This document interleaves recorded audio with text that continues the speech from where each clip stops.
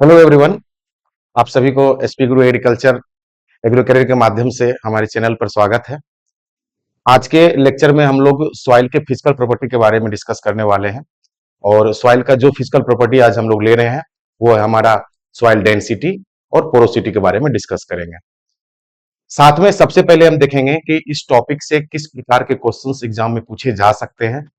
हम साथ साथ किसी भी टॉपिक के उससे रिलेटेड क्वेश्चंस को भी डिस्कस करेंगे, बट क्वेश्चंस को डिस्कस करने से पहले हम उसका जो थ्योरी वाला पार्ट है उसको अच्छे से समझेंगे। आज का सॉइल के फिजिकल प्रॉपर्टीज में हम जो स्टडी करने जा रहे हैं वो है हमारा सॉइल डेंसिटी। तो हम देखेंगे कि सॉइल डेंसिटी क्या होता है, कितने प्रकार के होते हैं सॉइल डेंसिटी, कौन कौन से ऐसे फैक्टर्स हैं जिस पर सॉइल डेंसिटी डिपेंड करता है। यानी कि कुछ ऐसे फैक्टर्स होंगे जो सॉइल के डेंसिटी को बढ़ाता है, कुछ ऐसे फैक्टर्स होंगे जो सॉइल के डेंसिटी को डिक्रीज करता है। पोरोसिटी का क्या रोल रहता है सॉइल के डेंसिटी में, क्या इसका प्लांट ग्रोथ डेवलपमेंट में क्या रोल रहेगा, ये सारे चीज को हम लोग आज के लेक्चर में डिस्कस करेंगे। ठीक है, अगर हम सबसे पहले स्टार्ट करेंगे क्वेश्चन के माध्यम से। सिर्फ अभी आपको करना क्या है, उस क्वेश्चंस को रीड कर लेना है, ऑप्शंस को रीड कर लेना है। जब ये लेक्चर कंप्लीट हो जाएगा फिर से लास्ट में मैं आपको ये क्वेश्चन डिस्प्ले करूंगा, वहां पर आपको उसका जवाब देना है। सबसे पहला क्वेश्चन है, which of the following is indirectly proportional to the bulk density of soil। ये जो 5 ऑप्शंस आपको देखने को मिल रहा है, जैसे ये पोर स्पेस हो गया, फाइन टेक्सचर हो गया, टीलेज हो गया,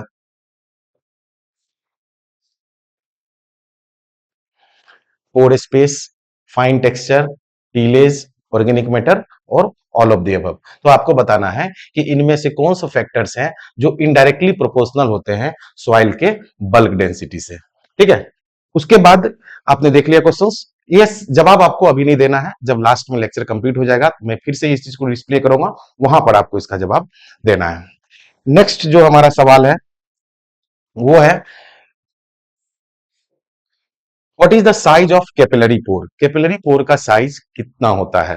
ठीक है, हमारे जो ऑप्शन है, less than 0.06 mm, greater than 0.06 mm, 1.1 mm, 1.1 to 1.6 mm और नन ऑफ द एबव। तो ये दो सवाल है जो कि आज के लेक्चर से रिलेटेड रहेगा। इसका जवाब आपको लेक्चर के लास्ट में देना है। ठीक है, चलिए तो आज का लेक्चर हम स्टार्ट करते हैं। हमारा टॉपिक क्या है, हमारा टॉपिक है सॉइल डेंसिटी। ठीक है, अब देखिए सॉइल डेंसिटी समझने से पहले हम देखेंगे कि डेंसिटी किसको बोलते हैं। ठीक है, देखिए डेंसिटी अगर हम बात करें तो डेंसिटी दो चीज से रिलेटेड होता है। किसी भी वस्तु का जो डेंसिटी होता है वो दो चीज से रिलेटेड होता है, एक होता है उसके मास से और दूसरा उसके वॉल्यूम से। तो अगर हम डेंसिटी की बात करें सिर्फ, तो डेंसिटी जो होता है वो क्या होता है, मास बाय वॉल्यूम। ठीक है, मास इसका हम दूसरा नाम भी दे सकते हैं वेट, वजन हम बोल सकते हैं। किसी भी चीज का वजन और वो कितना वॉल्यूम ऑक्यूपाई कर रहा है, कितना वॉल्यूम को ऑक्यूपाई कर रहा है, वो दोनों के रेशियो को हम क्या बोल देते हैं, डेंसिटी। अगर हम बात करें कि मान लिया जाए ये वजन या ये मास जो है वो सॉइल का है, किसका है, सॉइल का। हमने सॉइल का मान लीजिए 100 ग्राम सॉइल लिया। ठीक है, अब इसका वजन ले लिए और उस 100 ग्राम सॉइल का जो वॉल्यूम है वो ले लिए, तो हमारा क्या आ जाएगा, सॉइल का डेंसिटी आ जाएगा। अब सॉइल का डेंसिटी हो या किसी भी वस्तु का डेंसिटी हो, वो दो चीज पे डिपेंड करता है, मास और वॉल्यूम पर। अगर हम मास को कांस्टेंट रखते हैं, वॉल्यूम को कांस्टेंट रखते हैं, तो क्या होगा, हम जैसे जैसे वेट को बढ़ाएंगे, मास को बढ़ाएंगे, उसका भी डेंसिटी को, वो डेंसिटी इंक्रीज करेगा। दूसरी बात, अगर हम मास को कांस्टेंट कर दिए तो हम जैसे जैसे वॉल्यूम को बढ़ाएंगे डेंसिटी डिक्रीज होगा। यानी कि जो डेंसिटी होता है वो मास के डायरेक्टली प्रोपोर्शनल होता है, कब, जब वॉल्यूम कांस्टेंट रहेगा। और जो डेंसिटी होता है वो वॉल्यूम के इनवर्सली प्रोपोर्शनल होता है जब हम मास को कांस्टेंट रखते हैं। डेंसिटी क्या होता है बेसिकली आपने समझ लिया। अब सॉइल के डेंसिटी को समझने से पहले, उसके टाइप्स को समझने से पहले, हम सॉइल के कुछ बेसिक्स चीज के बारे में हम डिस्कस करेंगे। जैसे अगर हम बात करते हैं सॉइल में, तो सॉइल का टोटल अगर हम कंपोनेंट की बात करें तो सॉइल में कितने कंपोनेंट होते हैं, तो आपने पढ़ा होगा सॉइल के बेसिकली 4 कंपोनेंट होते हैं।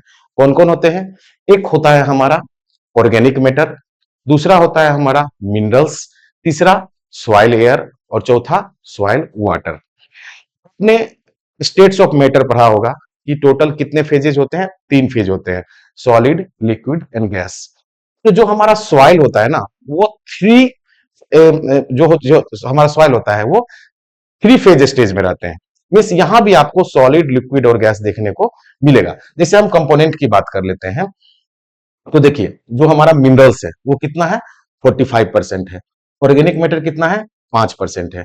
इसका कुछ ना कुछ वजन होगा, वेट होगा, है ना। तो ये क्या हो गया, जो 50% है वो सॉइल का सॉलिड पोर्शन हो गया। क्या हो गया, सॉलिड पोर्शन। बाकी के जो 50% बच गए वो पोर स्पेस होते हैं, और उसी पोर स्पेस में हमारा सॉइल एयर और सॉइल वाटर प्रेजेंट रहता है। ठीक है। उसी तरह आप यहां पर देख सकते हैं कि जो ये आप पार्ट एरिया देख रहे हैं, ये सब क्या है, सॉइल का सॉलिड पार्टिकल्स है। सॉइल का क्या है, सॉलिड पार्टिकल्स है। यानी कि ये जो सॉइल पार्टिकल्स है इसमें मिनरल्स वगैरह रहेंगे। और ये जिस तरह से देख रहे हैं रूट आया हुआ है, ये सब क्या रह जाएगा हमारा, वो हमारा ऑर्गेनिक मैटर रह जाएगा।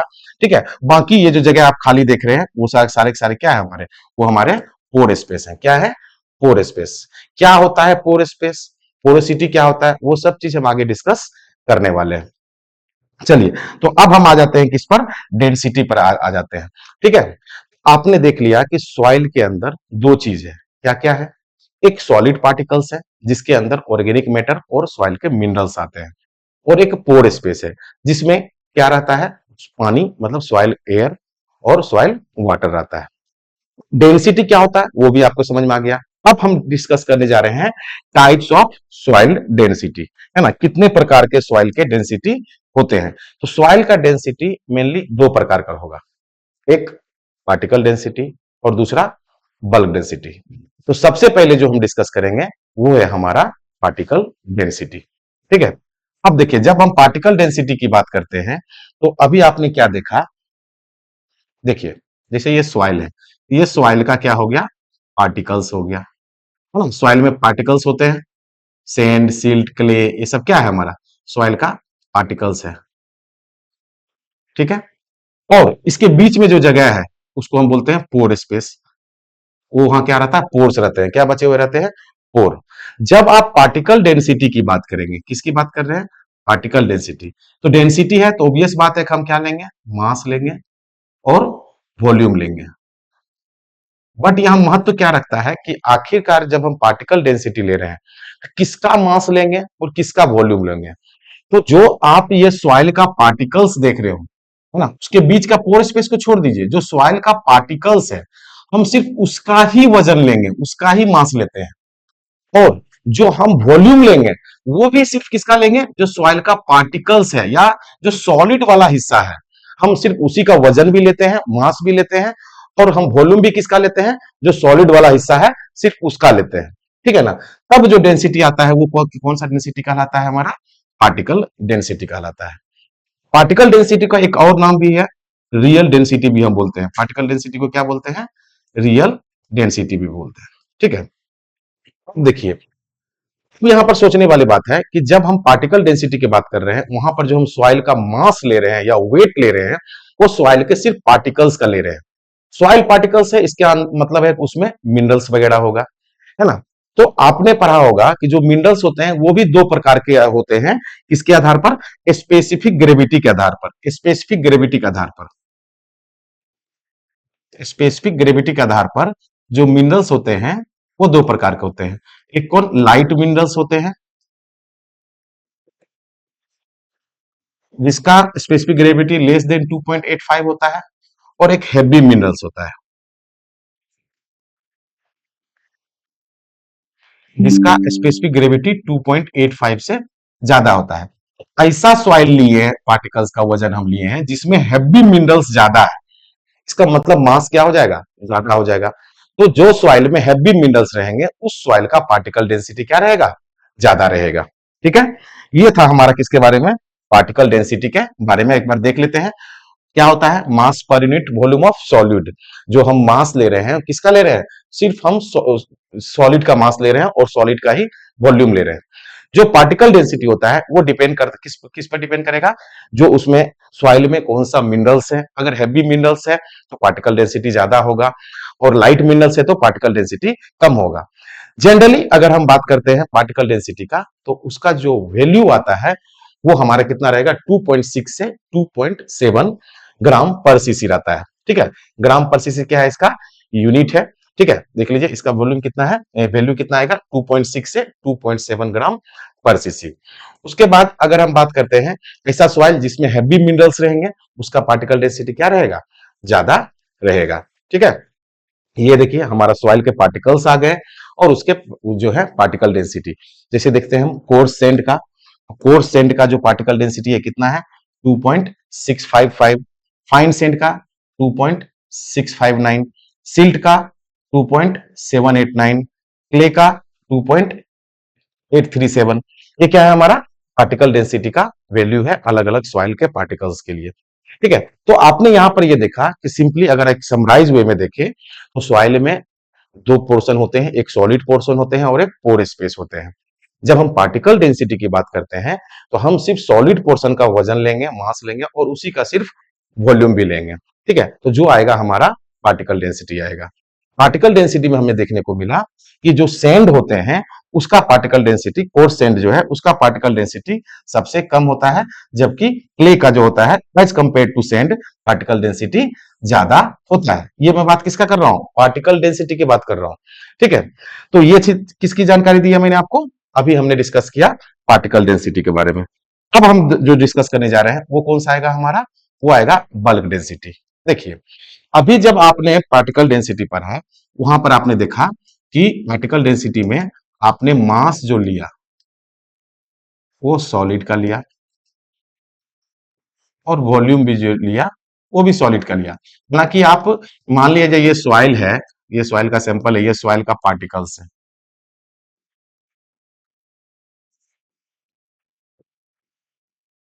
अब हम यहां पर क्या कर रहे हैं, यह मास तो आपको हमेशा क्या वजन कौन देगा, जो सॉलिड पोर्शन होगा वही, चाहे वो पार्टिकल डेंसिटी निकालिए या बल्क डेंसिटी निकालिए।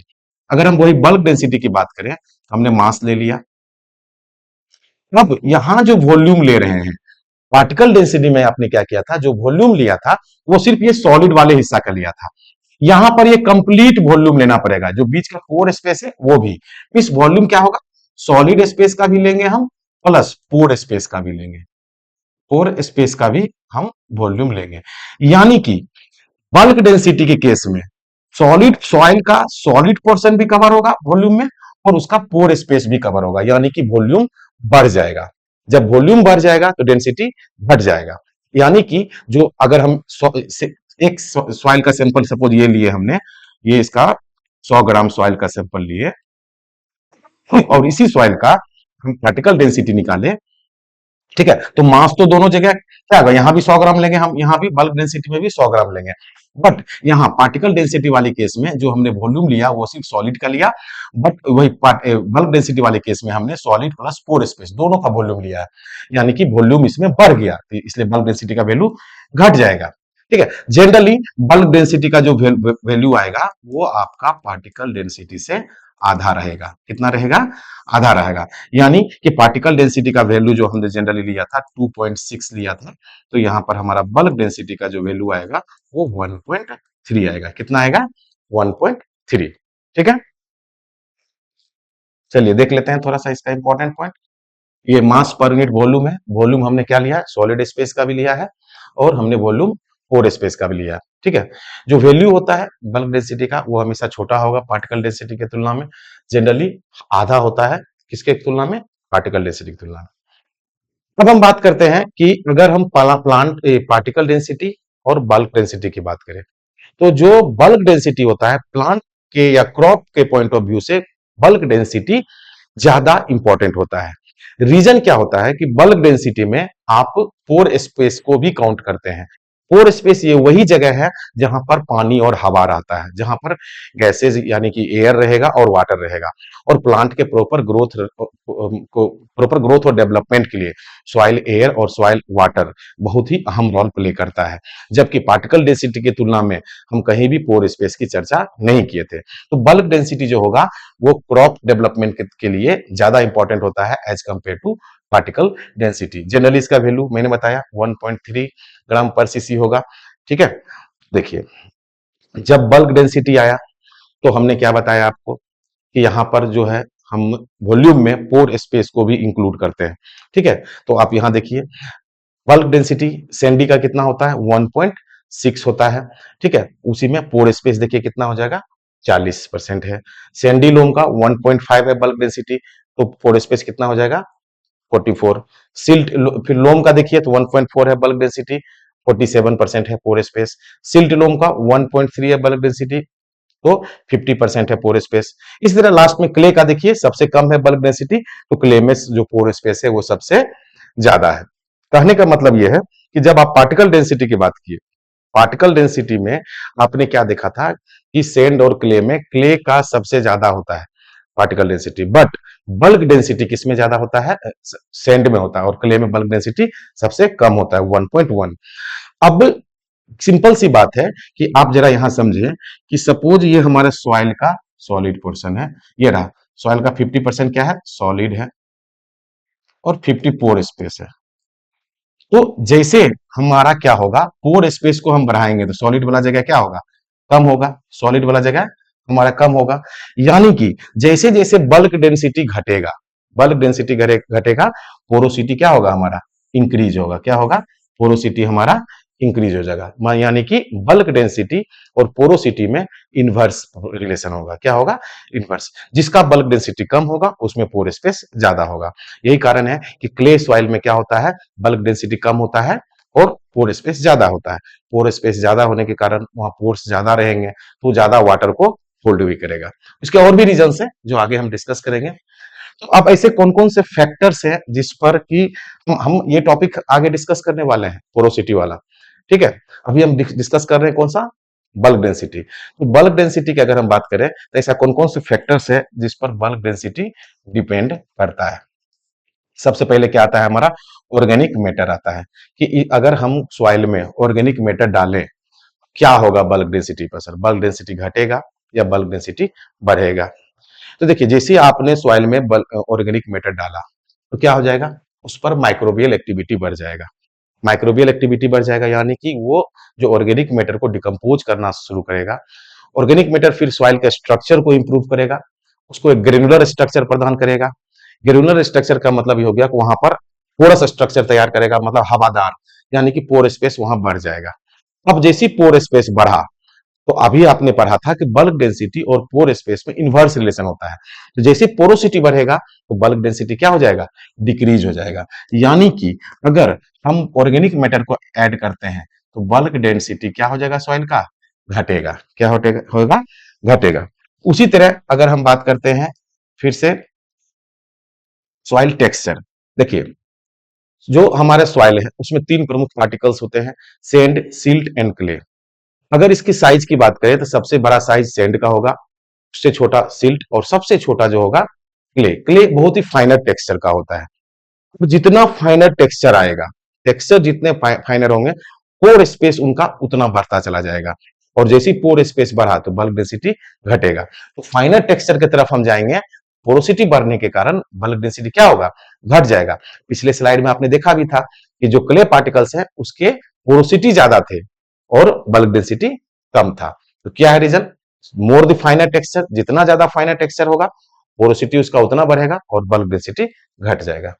ठीक है, पोर स्पेस इनवर्स रिलेशन होता है, ये चीज भी आपने अब देख रखा है ना। कॉम्पैक्टनेस, तो जो सॉइल जितना ज्यादा कॉम्पैक्ट होगा, सॉइल अगर कॉम्पैक्ट हुआ यानी कि पोर स्पेस घटेगा, और पोर स्पेस घटेगा तो बल्क डेंसिटी बढ़ जाएगा। यानी कि भी आपने ऑर्गेनिक मैटर डाला तो बल्क डेंसिटी घटा, फाइनर टेक्सचर की तरफ गया तो बल्क डेंसिटी घटा, पोर स्पेस को बढ़ाया तो बल्क डेंसिटी घटा। ये तीन क्या है इनवर्स रिलेशन में था। वही अगर सॉइल को कॉम्पैक्टनेस को बढ़ाओगे तो बल्क डेंसिटी बढ़ेगा क्योंकि पोर स्पेस घट जाएगा। ठीक है ना। सॉइल स्ट्रक्चर, एक स्ट्रक्चर अपन ले लेते हैं ग्रेनुलर स्ट्रक्चर, क्रम्बी स्ट्रक्चर, जिसमें कि अच्छा खासा पोर स्पेस होता है, और आप आपने एक ले लिया प्लेटी स्ट्रक्चर, प्लेटी जो कॉम्पैक्ट स्ट्रक्चर होता है। तो पोर स्पेस तो हमारा बल्क डेंसिटी में अंतर आएगा ही। क्यों, क्योंकि प्लेटी स्ट्रक्चर में पोर स्पेस कम होता है, और पोर स्पेस कम हुआ तो बल्क डेंसिटी बढ़ जाएगा। वही आप ग्रेनुलर स्ट्रक्चर में देखोगे जहां पोर स्पेस ज्यादा होता है तो बल्क डेंसिटी वहां पर घट जाएगा। ठीक है, तो ये सारे फैक्टर्स थे जो कि बल्क डेंसिटी को गवर्न करता है। ठीक है, हाँ ये हमारा अभी जो एग्रीकल्चर कोऑर्डिनेटर का जो बैच है वो हमारा 1 सितंबर से चालू होने जा रहा है, जिसमें कि उसका ऑनलाइन जो फी है वो अभी 50% डिस्काउंट है, जो कि आपको मात्र 2499 में अवेलेबल है। ये सारे के सारे जो क्लासेस होंगे वो लाइव रहेंगे, रिकॉर्डेड भी रहेंगे। वो और वो क्लासेस आपको यहीं से, जहां से अभी मैं लेक्चर ले रहा हूँ वहां से लिया जाएगा। सारे नोट्स जो रहेंगे वो एप्लीकेशन पे अवेलेबल रहेंगे, और प्लस जो आपको टेस्ट होंगे वो topic wise available as well as overall test रहेगा। ठीक है। हाँ, इसमें एक बेनिफिट आपको यह है कि जब एग्जाम के 20 दिन रह जाएंगे तो जो ऑनलाइन के बच्चे हैं वो ऑफलाइन सेंटर पे भी आके फुल जो जिस टाइप का एग्रीकल्चर कोऑर्डिनेटर का एग्जाम होगा वो ऑफलाइन मोड में फ्री ऑफ कॉस्ट उस टेस्ट को दे सकते हैं। चलिए, तो वो तो आप समझ गए कि कौन कौन से ऐसे फैक्टर्स हैं जिस पर कि बल्क डेंसिटी डिपेंड करता है। ठीक है। अब आता है हमारा कुछ पॉइंट बल्क डेंसिटी के बारे में। अभी आप लोग को मैंने बताया कि जो बल्क डेंसिटी होता है वो डायरेक्टली प्रोपोर्शनल होता है सॉइल के डेप्थ पर। ठीक है। यानी कि सॉइल के डेप्थ में आप जितना जाओगे कॉम्पैक्टनेस उतना बढ़ेगा। कॉम्पैक्टनेस बढ़ेगा मतलब पोर स्पेस क्या होगा, घटेगा। पोर स्पेस घटेगा तो बल्क डेंसिटी बढ़ेगा। मतलब डेप्थनेस इंक्रीज करने से बल्क डेंसिटी बढ़ रहा है, इंक्रीज कर रहे हैं डेप्थ और बल्क डेंसिटी भी बढ़ रहा है, मतलब डायरेक्टली प्रोपोर्शनल। सॉइल को कॉम्पैक्टनेस बढ़ाओगे, क्या होगा, कॉम्पैक्ट होगा, पोर स्पेस कम होगा, बल्क डेंसिटी वहां भी बढ़ेगा। प्लेटी स्ट्रक्चर में क्या रहता है, पोर स्पेस कम तो वहां भी बल्क डेंसिटी बढ़ेगा। मतलब ये सब बढ़ेगा तो बल्क डेंसिटी भी बढ़ेगा। वही इनवर्सली प्रोपोर्शनल होता है फाइनर टेक्सचर का। आपको देखा, जितना फाइनर टेक्सचर उतना पोर स्पेस, जितना पोर स्पेस बल्क डेंसिटी उतना घटेगा। उसी तरह आपने पोर स्पेस, ये बात जानते हैं आप कि पोर स्पेस बढ़ाएंगे तो बल्क डेंसिटी घटेगा। टीलेज करेंगे तो क्या होगा, वहां पर भी टीलेज करने से क्या होता है, स्ट्रक्चर फाइनर हो जाता है।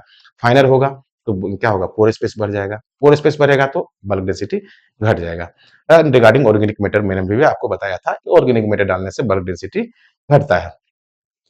अब यहां पर पोर स्पेस आ जाता है बल्क डेंसिटी में, तो ऑब्वियस बात है कि जो सॉइल का एयर वाटर रिलेशनशिप है उसको भी बल्क डेंसिटी ही रेगुलेट करेगा।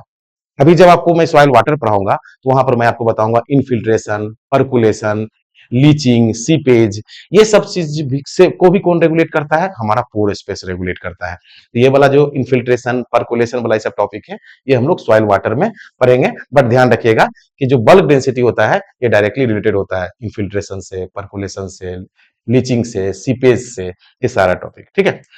चलिए, अब आता है हमारा नेक्स्ट टॉपिक, सॉइल पोरोसिटी, है ना। सॉइल पोरोसिटी, अभी मैंने आपको बताया था कि सॉइल का अगर आपको एक सपोज हमने एक मुट्ठी सॉइल लिया, उस सॉइल में जब आप देखोगे तो आपको सॉलिड पोर्शन रहेंगे और बीच में पोर स्पेस रहेंगे। यानी कि सॉइल में क्या होते हैं, पोर होते हैं। तो सॉइल में दो प्रकार के पोर होते हैं, एक होते हैं मैक्रोपोर और दूसरा होता है हमारा माइक्रोपोर। माइक्रोपोर को हम एक और नाम देते हैं जिसको हम बोलते हैं कैपिलरी पोर। देखिए, ये चीज आपको याद रखना बहुत इंपॉर्टेंट है, क्योंकि ये चीज का इस्तेमाल सॉइल वाटर में हम करेंगे, है ना। कि भाई माइक्रोपोर का काम क्या होता है, मैक्रोपोर का काम क्या होता है। जैसे मैं बोलूंगा कि अगर इन्फिल्ट्रेशन होता है तो वहां पर अनसेचुरेटेड कंडीशन में होगा, पर्कुलेशन होगा तो वो सेचुरेटेड कंडीशन में होगा, है ना। इन्फिल्ट्रेशन में जो पानी घुसेगा पहले माइक्रोपोर में घुसता है। तो ये सारी चीज आपको याद रखना है ना। तो वही दो प्रकार के पोर होते हैं। तो अगर हम बात करते हैं कि सॉइल का वो हिस्सा जो पोर स्पेस ऑक्युपाई करता है ना, उसको हम बोलते हैं पोरोसिटी। क्या बोलते हैं, पोरोसिटी। वॉल्यूम ऑफ सॉइल जो कि पूरा स्पेस ऑक्युपाई कर लिया है उसको हम पोरोसिटी बोलते हैं। दो प्रकार का होते हैं, एक होता है मैक्रोपोर जिसका साइज 0.06 mm से ज्यादा होता है। जनरली मैक्रोपोर आपको कहां देखने को मिलेगा, सैंड पार्टिकल्स में देखने को मिलेगा। कहां पर, सैंड पार्टिकल्स। यही कारण होता है कि वहां का पोर बड़े होते हैं, उसमें जब पानी जाता है ग्रेविटी के एक्शन में वो पूरा का पूरा पानी क्या होता है, ड्रेन आउट हो जाता है। सैंड में, सैंडी सॉइल में पानी ठहरता नहीं है। वही माइक्रोपोर की बात करें जिसका साइज लेस देन 0.06 mm होता है, ये आपको क्ले क्ले क्ले पार्टिकल्स में ज्यादा देखने को मिलेगा। और वहां पर क्या होगा, क्ले पार्टिकल्स में है तो वहां पर क्ले पार्टिकल्स में माइक्रोपोर ज्यादा होने के कारण क्ले पार्टिकल्स ज्यादा वाटर को रिटेन कर पाता है ना। साइज ध्यान रखिएगा, मैक्रोपोर का साइज क्या है, ग्रेटर देन 0.06 mm, और जो माइक्रोपोर का साइज है लेस देन 0.06 mm। जो हमारा मैक्रोपोर है वो सैंड साइज ग्रेन्यूल्स में ज्यादा देखने को मिलेगा। अब देखिए, मैक्रोपोर वाला में क्या होगा, पानी का ठहराव नहीं होता है, वाटर होल्ड नहीं कर पाता है, बट वहां पर ड्रेनेज अच्छा होगा, एयर का मूवमेंट अच्छा होगा, गुड एरेशन प्रोवाइड करेगा। बट क्ले सॉइल में क्या होगा, वाटर होल्डिंग कैपेसिटी बढ़ जाता है क्योंकि वहां पर माइक्रोपोर ज्यादा होता है। बट ड्रेनेज की अगर हम बात करेंगे तो drainage as compare to sandy soil, clayey soil में अच्छा नहीं रहता है। ठीक है, उसके बाद अगर हम बात करें,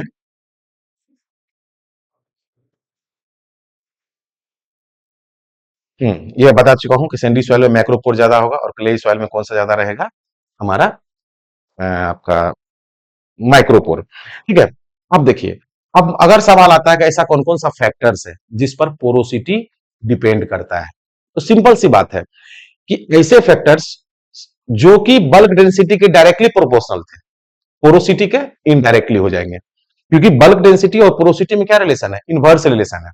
सपोज हम ऑर्गेनिक मैटर ऐड कर रहे हैं, अगर हम ऑर्गेनिक मैटर ऐड कर रहे हैं तो बल्क डेंसिटी क्या हुआ था, घटा था, तो इसका मतलब पोरोसिटी ऑर्गेनिक मैटर डालने से क्या होगा, बढ़ेगा।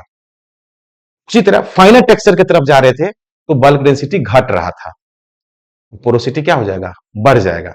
यानी कि जो सारे फैक्टर्स बल्क डेंसिटी के डायरेक्टली प्रोपोर्शनल था वो इसके पोरोसिटी के इनवर्सली प्रोपोर्शनल हो जाएगा, और जो सारे फैक्टर्स बल्क डेंसिटी के इनवर्सली प्रोपोर्शनल था वो पोरोसिटी के डायरेक्टली प्रोपोर्शनल हो जाएगा। ठीक है, सपोज कोई भी एक एग्जांपल ले लेते हैं कि अगर हमने सॉइल का फाइनर टेक्सचर को बढ़ाया, तो फाइनर टेक्सचर को बढ़ाया तो बल्क डेंसिटी घटा था, तो लेकिन पोरोसिटी क्या होगा, बढ़ेगा।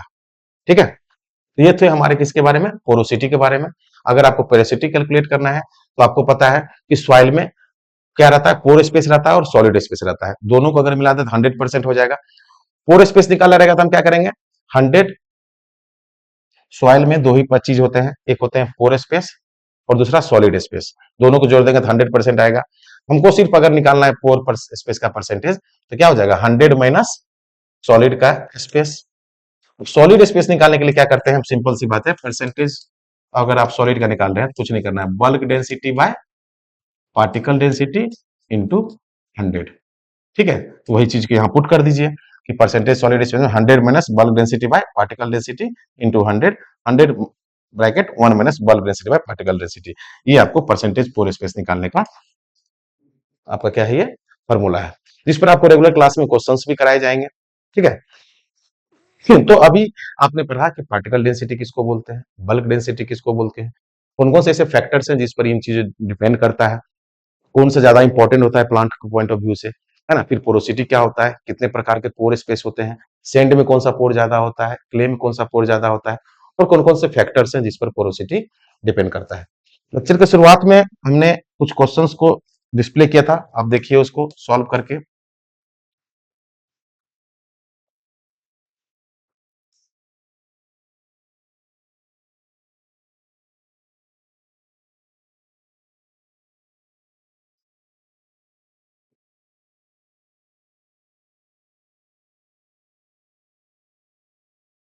Which of the following is indirectly proportional to the bulk density of soil?